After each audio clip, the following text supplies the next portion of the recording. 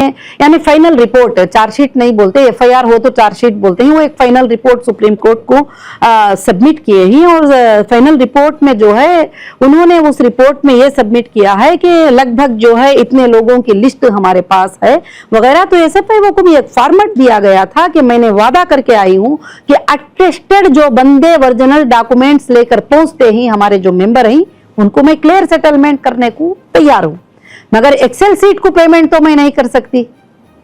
Excel seat का जो payment होता है, एक्सेल सीट में नेम पेमेंट, एक्सेल सीट तो मैं भी बना सकती हूँ, वो भी बना सकते हैं, ये भी बना सकते हैं।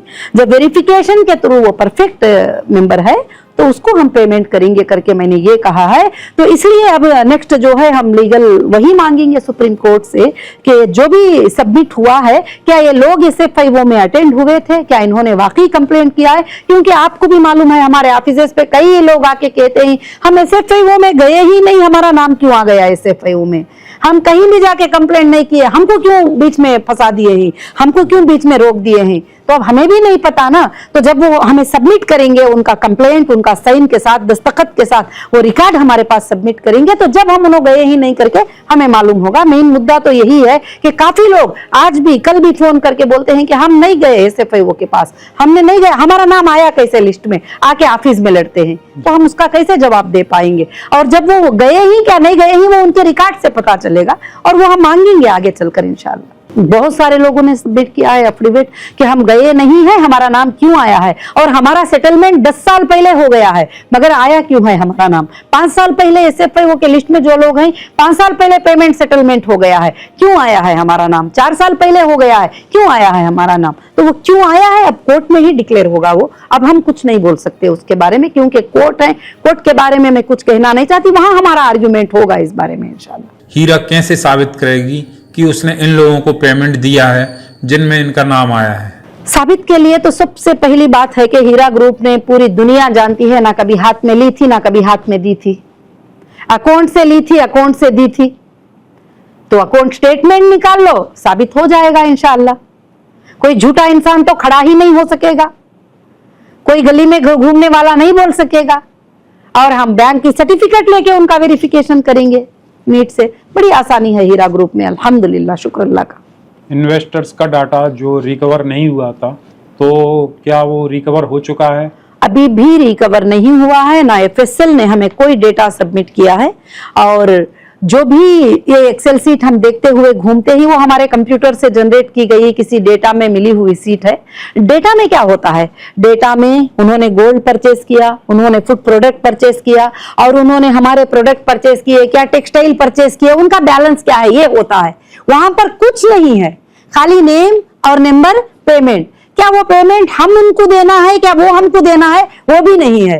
क्या उनके अकाउंट से हमको आया है, क्या हमारे अकाउंट से उनको गया है, वो भी उसमें नहीं है। वैसे एक सीट वायरल हो रही है, वायरल होने दो, इसको हम चैलेंज करेंगे सुप्रीम कोर्ट में इंशाल्लाह। एक आखिरी सवाल, आप देश की उन गिनी चुनी मुस्लिम महिलाओं में से एक हैं जिन्होंने हिजाब में रहकर भी सूद फ्री कारोबार करके एक मल्टीनेशनल कंपनी खड़ी की, तथा महिला सशक्तिकरण का आप एक चेहरा भी हैं। वह उन महिलाओं के लिए एक आइडियल पर्सन भी हैं जो बिजनेस के क्षेत्र में अपनी कंपनी खड़ी करना चाहती हैं, वह कर रही हैं। महिला होने के बावजूद भी कुछ यूट्यूबर्स आपकी व हीरा ग्रुप की छवि को लगातार बदनाम करने की कोशिश कर रहे हैं। उन यूट्यूबर्स को आप क्या कहना चाहेंगी? इसलिए नहीं कि वह आपके खिलाफ बहुत गलत सलत बोलते हैं। मैम अल्हम्दुलिल्लाह, भली बात तो मैं ये कहना चाहूंगी, जिसके भी बहकावे में आकर वो मंथली सैलरी लेकर गलत सलत बातें जो बोलकर अपने लोगों को पैनिक बनाते हुए, अपने मेंबर को साथ में लेकर उन्होंने अपने जिंदगी का जीने का जो जरिया बना ले ही, वो एक अच्छी सी बिजनेस करके, एक तिजारत करके आराम से जी सकते हैं। और उनके पैसे, इनके पैसे 500 1000 कलेक्ट करके वकील को देना है। कोई यूट्यूबर बोल रहा है कि वकील को पैसे देना है, सब 500 दो, सब 1000 दो। अगर तुम्हारे अकाउंट एक दिन निकाल लेंगे एजेंसियां तो फंस जाओगे पूरे के पूरे। इसलिए अच्छा है कि मजदूरी करके 10,000 कमाकर आराम से जी लिया करो, मेरी यही नसीहत रहेगी। और किसी को भला और बुरा बोलने से किसी की इज्जत में फर्क नहीं आता। अल्लाह रब्बुल आलमीन इज्जत देने वाले, जिल्लत देने वाले ही। मैं हमेशा यकीन रखती हूँ वो तो इज्जु मन तशा व तो जिल्लु मन तशा पर। जो भी बोलते जाते हैं अल्लाह मेरे रुतबे को, मेरी इज्जत को बढ़ाता चले जाता है अल्लाह के फजल से। कई बार नीलांचल टेक्नोक्रेट का नाम सामने आया है, इसके बारे में बताएं। नीलांचल टेक्नोक्रेट जो है वो कंपनी हमारे खरीदने से 2 लोगों से पहले वो लैंड में कुछ हिस्से में उनकी एक कंपनी थी, उनसे ऐसे बिल्डर ने लैंड परचेस किया था। हमें कुछ लेना देना नहीं है, हमें कुछ मालूम भी नहीं है वो कौन है। क्योंकि बड़ा अफसोस होता है कि हजारों लोगों को रोजगार देने वाली व लाखों परिवारों को मुनाफा कमा कर देने वाली एक कंपनी, जिसमें आपने इतनी जद्दोजहद करके एक बिजनेस एम्पायर खड़ा करती हैं और कुछ लोगों की वजह से कंपनी मुश्किल में पड़ जाती है। हम आखिर में यही उम्मीद करेंगे कि आपकी जद्दोजहद व अपने मेंबर्स के सपोर्ट से जो इतनी बड़ी कंपनी खड़ी की थी वह फिर से अपने उरूज पर पहुंचे व तिजारत के क्षेत्र में काम करने वाली महिलाओं के लिए आप एक मिसाल बने। मेरा ग्रुप सच्चाई पे है, ये आसमानों पे जरूर उड़ेगा, ये कोई कहो ना कहे, जरूर ऊंचाई पे जाएगा इंशाल्लाह। अल्लाह की जात से हमारी यही उम्मीद है। अस्सलाम वालेकुम। आपने बड़े ही बेबाकी से हमारे सवालों का जवाब दिया। उम्मीद है कि आप जल्द से जल्द अपने निवेशकों का इन्वेस्टमेंट लौटाएंगी और आगे भी कंपनी अपने मेंबर्स की उम्मीदों पर खरा उतरेगी। अपने कीमती समय से समय निकालने के लिए बहुत शुक्रिया।